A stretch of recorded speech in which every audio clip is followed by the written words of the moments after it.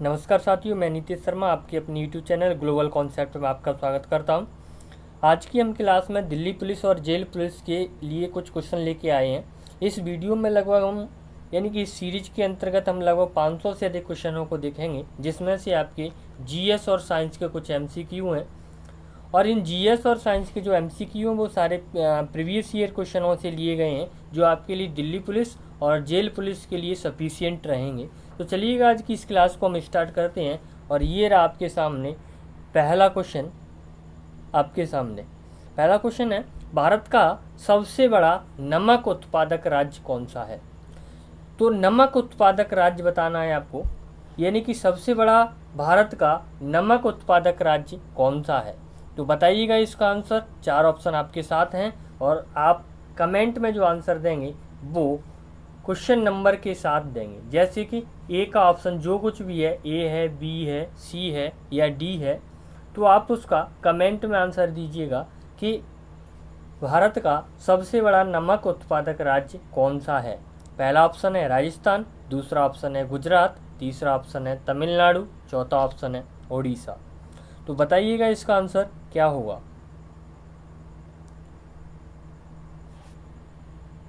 तो चलिएगा इसके आंसर की ओर चलते हैं। इसका आंसर क्या होगा, तो ये इसका मैंने आपको डिस्क्रिप्शन भी दिया है, बहुत डिटेल में दिया है। तो इसका जो राइट आंसर होगा वो होगा गुजरात।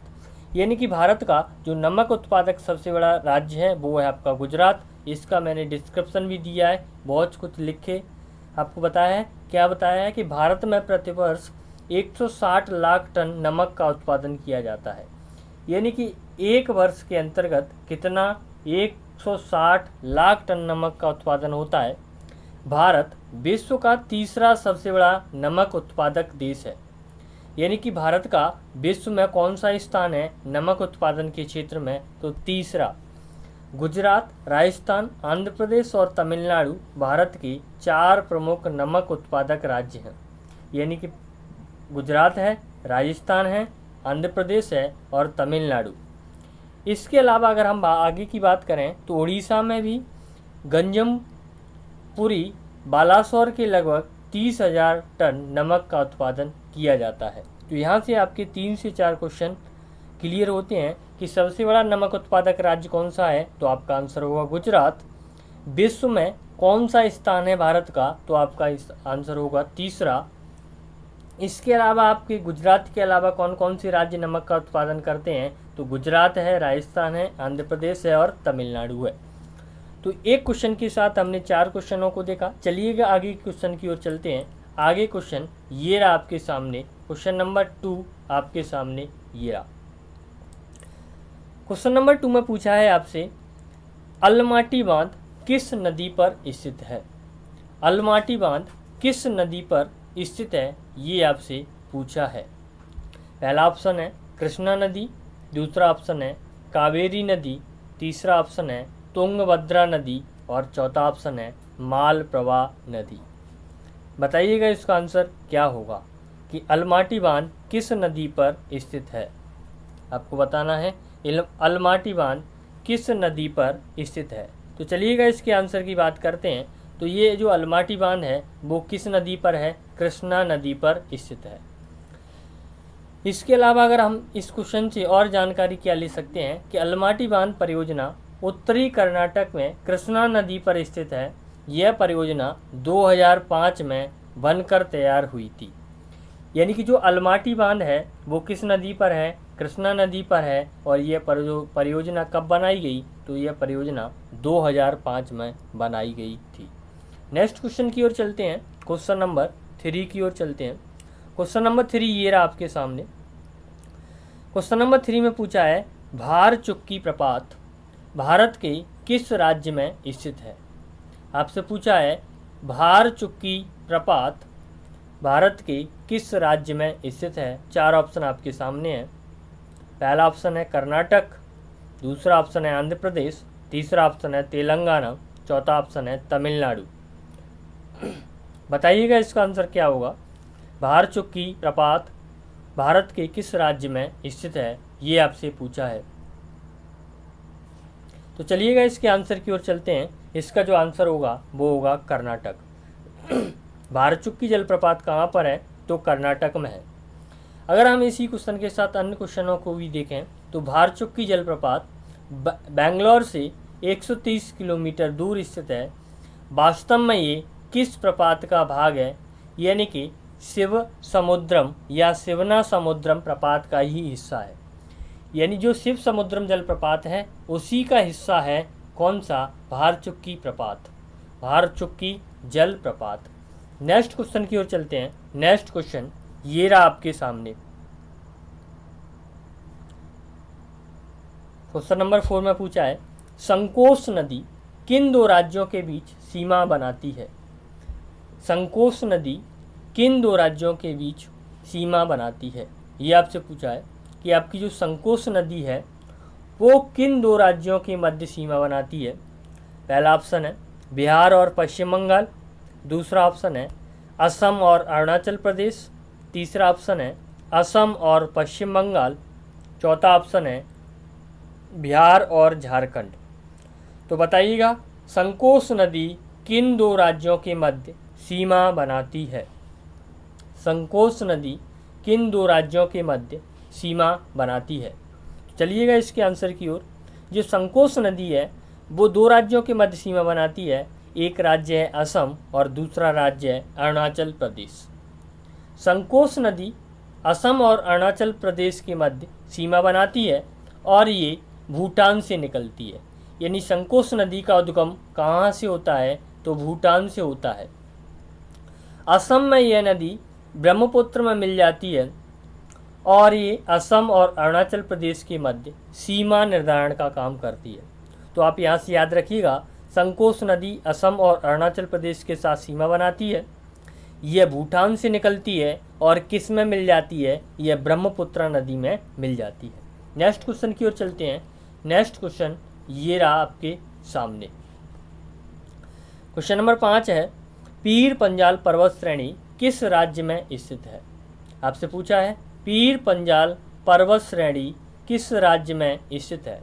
4 ऑप्शन आपके सामने हैं। पहला ऑप्शन है अरुणाचल प्रदेश, दूसरा ऑप्शन है जम्मू कश्मीर, तीसरा ऑप्शन है पंजाब, चौथा ऑप्शन है उत्तराखंड। उत्तराखंड। तो बताइएगा पीर पंजाल पर्वत श्रेणी किस राज्य में स्थित है? ये आपसे पूछा है। तो इसका जो राइट आंसर होगा वो होगा जम्मू कश्मीर। क्या होगा? जम्मू कश्मीर। पीर पंजाल पर्वत श्रेणी जम्मू कश्मीर राज्य में स्थित है। ये हिमालय का हिस्सा है। यह पूर्व पश्चिम की ओर हिमाचल प्रदेश, जम्मू कश्मीर और पाकिस्तान अधिकृत कश्मीर, जिसे आप पीओके के नाम से जानते हैं, इसमें स्थित है। इसकी ऊंचाई 1400 मीटर से 4100 मीटर के बीच है। यानी कि जो पीर पंजाल श्रेणी है वो जम्मू कश्मीर राज्य में स्थित है। इसके अलावा थोड़ा इसका भाग हिमाचल प्रदेश में और इसका भाग पीओके क्षेत्र में भी है। चलिएगा नेक्स्ट क्वेश्चन की ओर चलते हैं। नेक्स्ट क्वेश्चन ये रहा आपके सामने। नेक्स्ट क्वेश्चन में पूछा है, निम्नलिखित में से भारत के किस राज्य की सीमा म्यांमार से नहीं लगती है? आपसे पूछा है सीधा सीधा कि भारत के किस राज्य की सीमा म्यांमार से नहीं लगती है? पहला ऑप्शन है अरुणाचल प्रदेश, दूसरा ऑप्शन है मणिपुर, तीसरा ऑप्शन है नागालैंड, चौथा ऑप्शन है असम। बताइएगा इसका आंसर क्या होगा कि भारत का वह कौन सा राज्य है जिसकी सीमा म्यांमार से नहीं लगती है? तो इसका जो आंसर होगा वो क्या होगा वो बताइएगा। तो चलते हैं इसके आंसर की ओर। इसका जो आंसर है वो क्या है आप बताइएगा। इसका जो राइट आंसर होगा वो होगा option number D, right answer. यानी कि भारत का एक ऐसा राज्य है असम जिसकी सीमा किससे नहीं लगती है? तो म्यांमार से नहीं लगती है। नेक्स्ट क्वेश्चन की ओर चलते हैं। नेक्स्ट क्वेश्चन ये रहा आपके सामने। नेक्स्ट क्वेश्चन में पूछा है, भारत की स्थलीय सीमा कितने देशों से लगती है? भारत की स्थलीय सीमा कितने देशों से लगती है ये आपसे पूछा है। पहला ऑप्शन है 6, दूसरा ऑप्शन है 7, तीसरा ऑप्शन है 8, चौथा ऑप्शन है 9। तो आपको बताना है कि भारत की स्थलीय सीमा कितने देशों से लगती है, ये आपसे पूछा है। तो इसका जो राइट आंसर होगा वो होगा option number B, right answer. यानी भारत की जो स्थलीय सीमा है वो 7 देशों के साथ लगती है, 7 देशों के साथ लगती है। वो 7 देश कौन से हैं? तो वो 7 देश जिनसे भारत की सीमा लगती है वो है पाकिस्तान, बांग्लादेश, चीन, नेपाल, म्यांमार, भूटान और अफगानिस्तान। भारत की जो टोटल स्थलीय सीमा है वो है 15,106 किलोमीटर, 15,106 किलोमीटर। और इन 7 देशों से लगती है, जिसमें 92 ज़िले और 17 राज्य शामिल होते हैं। यानी कि 92 ज़िले और 17 राज्य शामिल होते हैं। नेक्स्ट क्वेश्चन की ओर चलते हैं। नेक्स्ट क्वेश्चन ये रहा आपके सामने। नेक्स्ट क्वेश्चन में पूछा है, भूटान के साथ भारत के किस राज्य की सीमा सबसे ज़्यादा लगती है? भूटान के साथ भारत के किस राज्य की सीमा सबसे ज़्यादा लगती है? 4 ऑप्शन आपके सामने हैं। पहला ऑप्शन है असम, दूसरा ऑप्शन है सिक्किम, तीसरा ऑप्शन है अरुणाचल प्रदेश, चौथा ऑप्शन है पश्चिम बंगाल। तो बताइएगा इसका आंसर क्या होगा।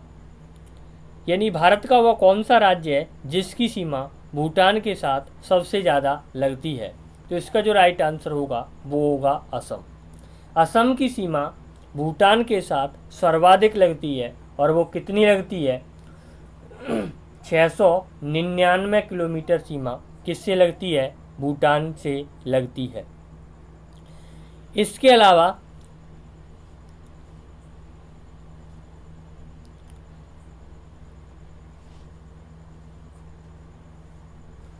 अरुणाचल प्रदेश के साथ कितनी?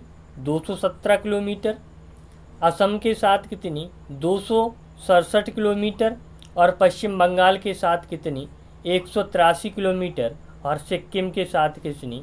32 किलोमीटर। और टोटल कितनी? तो टोटल भारत की भूटान के साथ सीमा जो लगती है वो 699 किलोमीटर लगती है। तो असम के साथ कितनी है?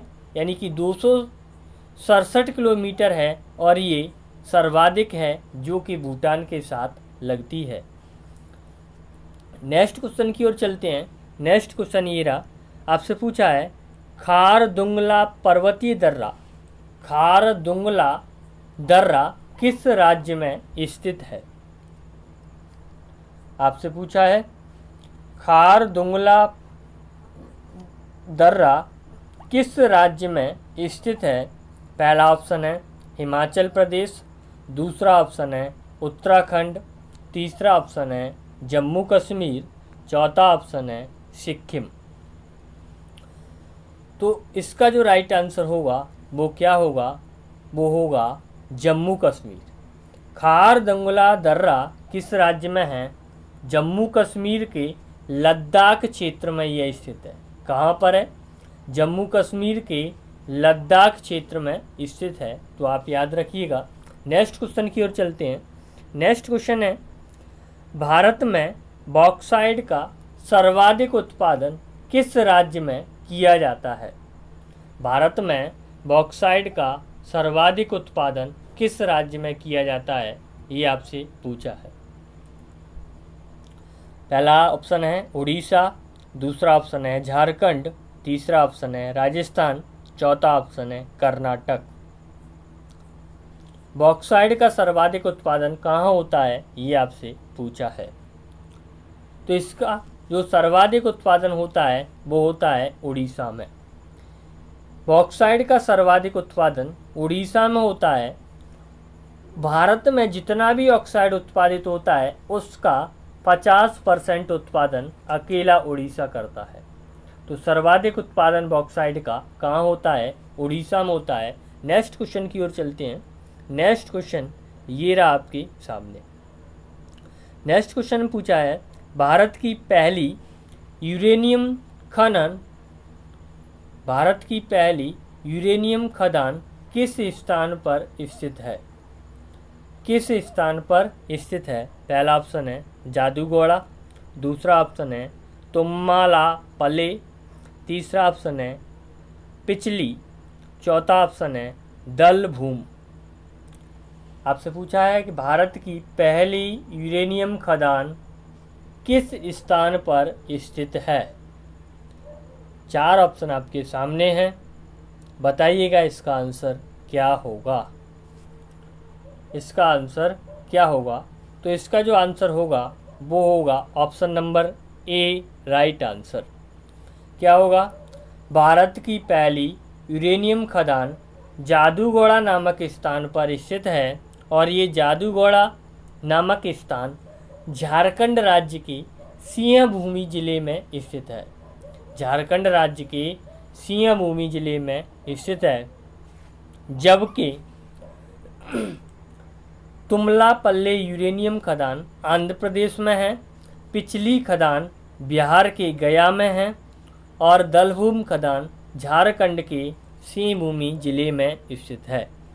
तो ये चारों नाम खदानों के नाम हैं, आप याद रखिएगा। और भारत की पहली यूरेनियम खदान कहाँ है? वो है जादूगोड़ा, झारखंड। जादूगोड़ा, झारखंड। नेक्स्ट क्वेश्चन की ओर चलते हैं। नेक्स्ट क्वेश्चन ये रहा आपके सामने।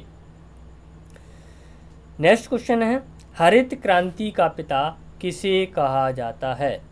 हरित क्रांति का पिता किसे कहा जाता है? पहला ऑप्शन है डॉक्टर एम.एस. स्वामीनाथन, दूसरा ऑप्शन है नॉर्मन बोरलॉग, तीसरा ऑप्शन है वर्गीस कुरियन, चौथा ऑप्शन है उपरोक्त में से कोई नहीं। तो बताइएगा हरित क्रांति का पिता किसे कहते हैं? 4 ऑप्शन आपके सामने हैं, कमेंट करके आप बताइएगा। चलिएगा इसका आंसर डिक्लेयर करते हैं, इसका आंसर क्या होगा। तो हरित क्रांति के पिता नॉर्मन बोरलॉग जी को कहा जाता है। क्या होगा? Norman Borlaug. 4 ऑप्शन दिए थे आपके सामने और जिसमें पहला ऑप्शन था एम.एस. स्वामीनाथन। एम.एस. स्वामीनाथन को भारत में हरित क्रांति का पिता कहा जाता है। भारत के अंतर्गत पूछे तो आपका आंसर होगा डॉक्टर एम.एस. स्वामीनाथन, जबकि नॉर्मन बोरलॉग को हरित क्रांति का पिता कहते हैं किस पर? विश्व स्तर पर। और भारत का पूछे तो एम.एस. स्वामीनाथन, जबकि वर्गीस कुरियन भारत का सफ़ेद क्रांति के पिता हैं। सफ़ेद क्रांति के पिता हैं।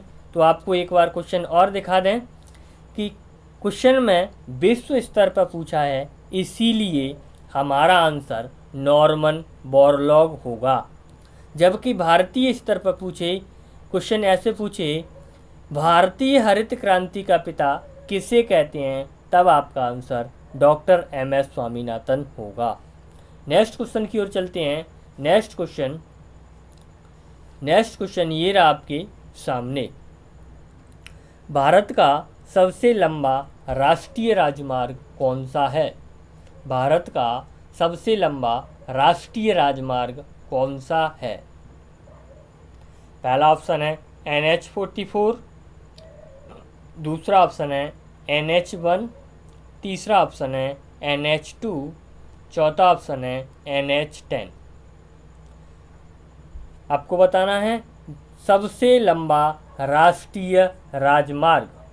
सबसे लंबा राष्ट्रीय राजमार्ग, बताइएगा क्या होगा इसका आंसर।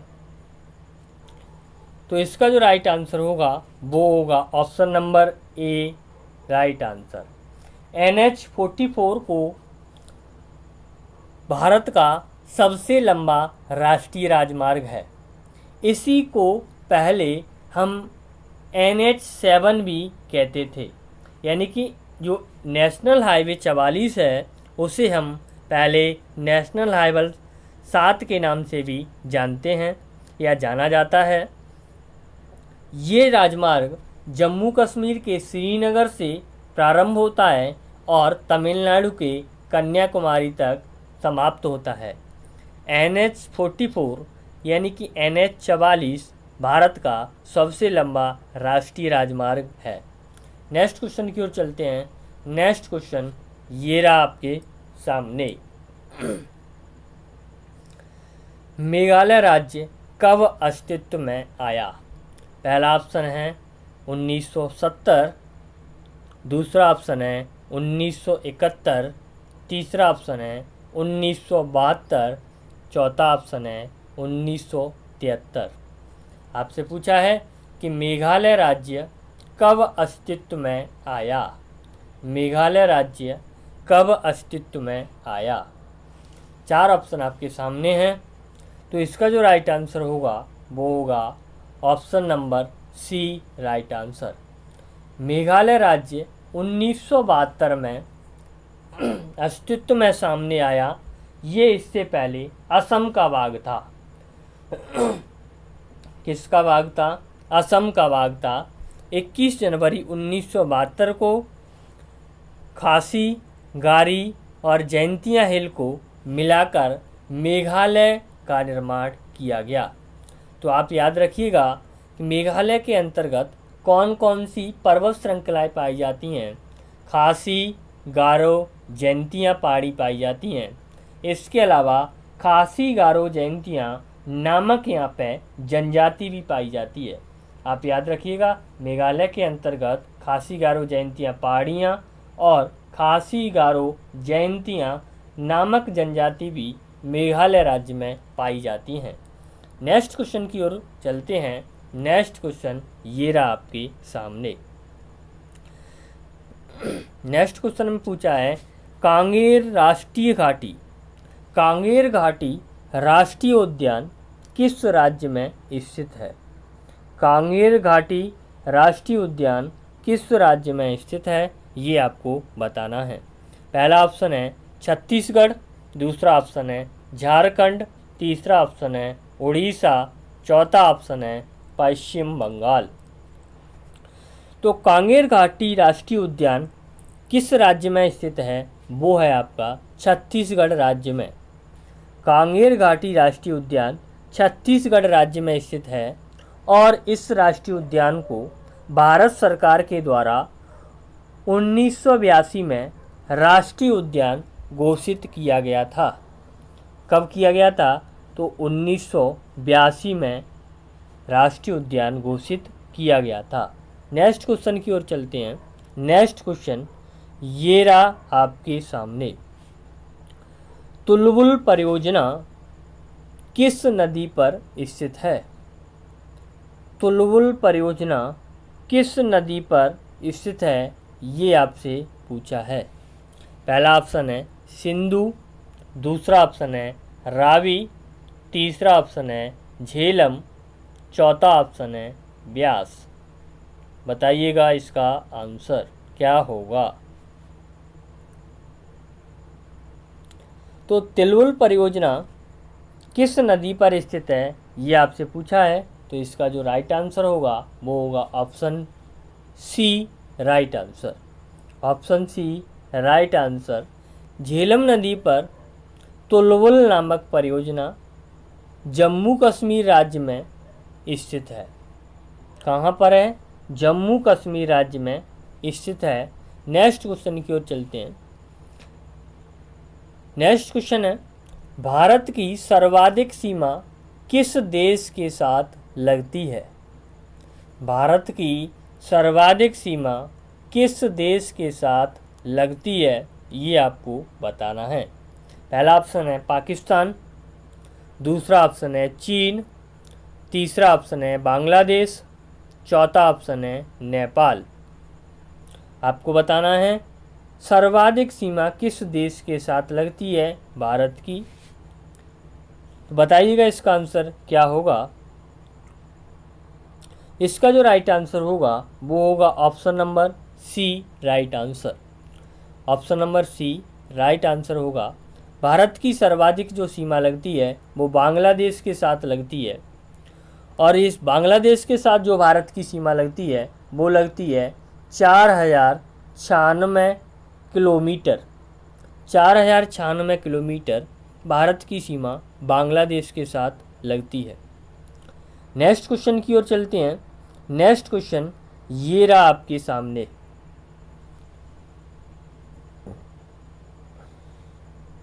कौन सा पक्षी उड़ नहीं सकता है? कौन सा पक्षी उड़ नहीं सकता है, ये आपसे पूछा है। पहला ऑप्शन है मोर, दूसरा ऑप्शन है बतख, तीसरा ऑप्शन है स्टार्क, चौथा ऑप्शन है एमू। कौन सा पक्षी उड़ नहीं सकता, ये आपको बताना है। कौन सा पक्षी उड़ नहीं सकता, तो इसका जो राइट आंसर होगा वो होगा option number D, right answer.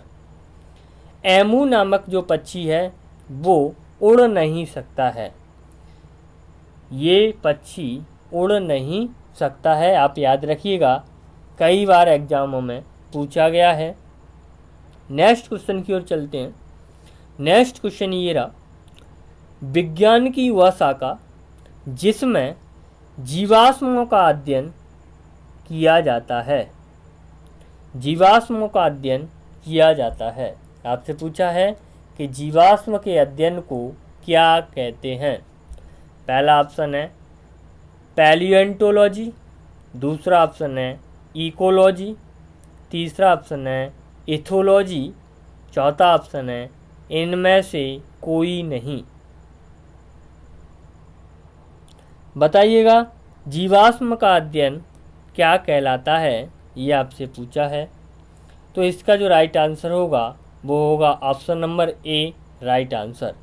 जीवाश्म के अध्ययन को हम पैलियोंटोलॉजी कहते हैं। क्या कहते हैं? पैलियोंटोलॉजी के नाम से इसे जानते हैं। यानी इस शाखा के अंतर्गत हम जीवाश्म का अध्ययन करते हैं। नेक्स्ट क्वेश्चन की ओर चलते हैं। नेक्स्ट क्वेश्चन ये रहा आपके सामने। नेक्स्ट क्वेश्चन में पूछा गया है जैव विकास के संदर्भ में सांपों में अंगों का लोप होने को स्पष्ट किया जाता है। यानी कि आपको सांप जो होते हैं, जो सर्प होते हैं, उसमें अंगों का लोप होने लगता है, वो किसके कारण होता है, ये आपसे पूछा है। पहला ऑप्शन है अंगों का उपयोग तथा अनुप्रयोग किए जाने से, दूसरा ऑप्शन है बिलों में रहने के प्रति अनुकूलन से, तीसरा ऑप्शन है प्राकृतिक चयन से, चौथा ऑप्शन है उपार्जित लक्षणों की वंशागति से। तो बताइएगा इसका आंसर क्या होगा। इसका आंसर क्या होगा ये आपको बताना है।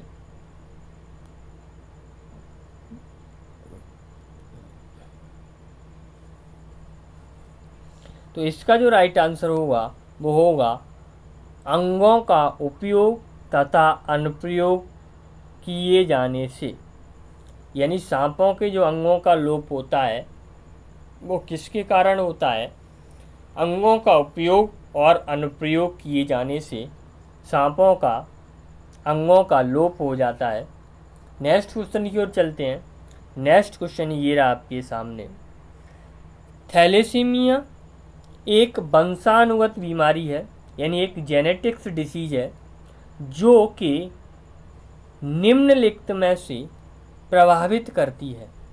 आपको बताना है कि थैलेसीमिया एक आनुवांशिकीय रोग है जो किसको प्रभावित करता है। पहला ऑप्शन है खून, दूसरा ऑप्शन है फेफड़े, तीसरा ऑप्शन है दिल, चौथा ऑप्शन है इनमें से कोई नहीं। इनमें से कोई नहीं। बताइएगा कि जो थैलेसीमिया नामक बीमारी है वो किसको प्रभावित करती है, इसका आंसर क्या होगा। तो इसका जो आंसर होगा वो होगा ब्लड, खून। इसका क्या होगा? राइट आंसर होगा थैलेसीमिया नामक बीमारी हमारे खून को प्रभावित करती है।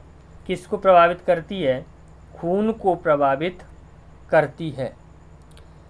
तो ये थे आपके आज के क्वेश्चन। मिलते हैं बहुत जल्द एक नई क्लास के साथ। तब तक के लिए जय हिंद,